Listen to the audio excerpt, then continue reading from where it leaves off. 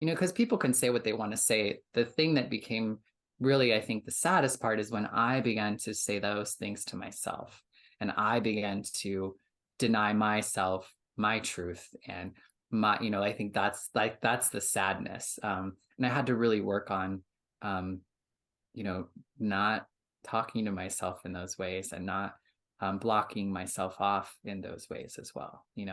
I really strive to bring all of who I am wherever I am, even if I'm scared, which is a really hard thing to do. Yeah, it is. And you just have to keep walking, right? Yeah. Yeah, And even sometimes it's easier to do looking like this. sometimes maybe, sometimes not, it could be even extra hard, you have to make it perfect. And I don't know, I love it. I love, one of the reasons when we connected, I was so excited is I'm so distraught by what I call the anti-trans whatever that's going on in this country, and the anti-drag artists and all that. It makes me so angry because I think every individual, this is my brand. I strongly believe that we all are creative, unique, individualized expressions of God. And I think we are here to be that, not to Uh, hide it under a barrel or to be you know what I mean, not to walk away from it. So I love that you're out there radiating this positive role model of mhm. of not only creativity and expression and performance, but also spirituality, you Right. know? Yeah. Well, and like because I live a spiritual way of life, and because I am seeking some sort of divine connection and understanding, that's why I am trans. That's why I live into my transness. I truly believe that I would not call myself Bonnie Violet today, whether I'm in drag or out of drag, because that's my name both places. That's confusing. But like I know that if I wasn't on a spiritual path or feeling really connected to my divinity and my person and my creator, that I would never call myself Bonnie Violet, and I would never have asked you to do the same. Like this is a direct result of what having God back in my life does for me. Because the only time I could kind of sort of let myself go was when I used drugs and alcohol, and they kind of took my place of God when I didn't think I could have them. And we all know how like Yeah. that goes.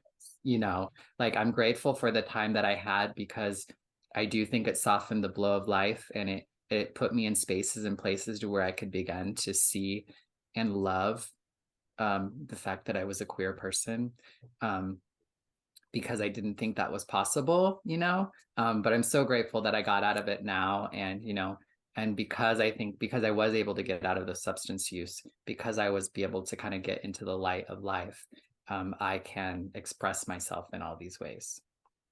Well, I love, personally, speaking from my own voice, I love being older where I look at everything that happened in my life.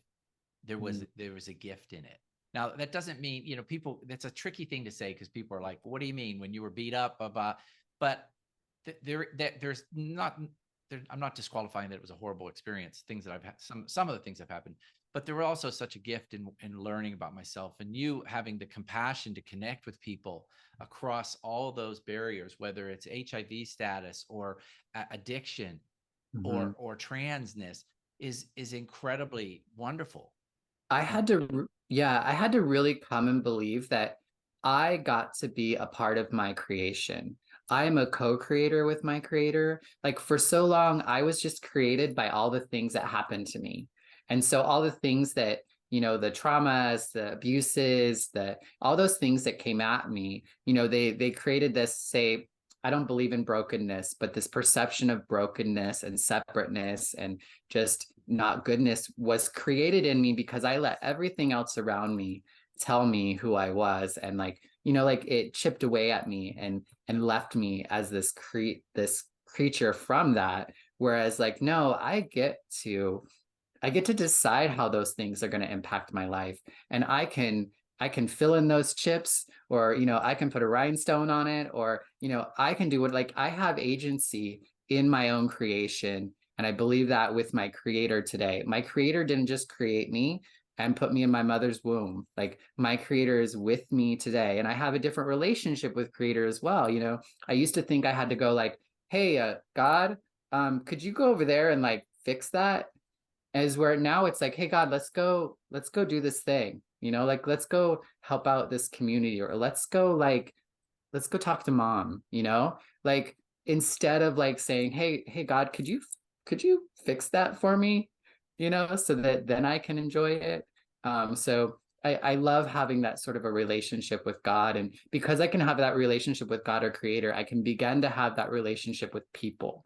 I'm learning how to be better with people, um, by being better with like my God or creator or spirituality. You know, like I'm learning how I can be kinder, and I can be in community and be with people instead of like separate from, which is a very Gosh, you just said once again, there's so many things there that are just wonderful. Um, I love that. I think so many people want to put it's dualism, which is an issue of mine. They want to put God over there and ask for gifts and ask for forgiveness. But what I hear from you is the God within, the whether you want to call it your Christ nature or just that spiritual nature is within you and you're co-creating. And so mm-hmm. you say, let's do, and I love that. Instead Yeah. of instead of hey, please send me a new car, you're saying, let's go and do this together. Yeah. Mm-hmm. And there was a time that like that worked for me. And I'm not saying like what works for people, you know, but I think for me, you know, I've come to really understand that like my perception and my perspective on how I go to creator or how I go into my spiritual life really has an impact. You know, I recently preached at a church this weekend, and one of the things that I was really focusing on is that I have a desire for a God. You know, let my desire lead the way and let my desperation take a back seat, because there's been plenty of times in my life when I've been desperate, you know, when I'm crying at the in the bottom of the shower because life is just too much. You know, those are often the times that I would go to God or go creator or hope to whatever that something could help me. And it's like I don't need to only go in that direction when I'm desperate. And actually, if I can go, and it's just like in relationship with a person, when you have somebody around you who's just desperate to be with you, it's a very different experience than somebody who has who leads with a desire to spend time with you. And I think it's the same way, with, you know, spiritual life. And that can be the same way that I have a relationship with me and my higher self or my inner self, and say that's my spiritual stuff, or it's some sort of you know, whatever, you know. I feel like I already know what is true when it comes to like our connection and God and spirit and all that huggabaloo that words don't really speak well enough to. And so my journey and my searching in life is really trying to make sense of that, you know, really trying to live into that truth that I already know to be true, but I don't really have the capacity to understand today.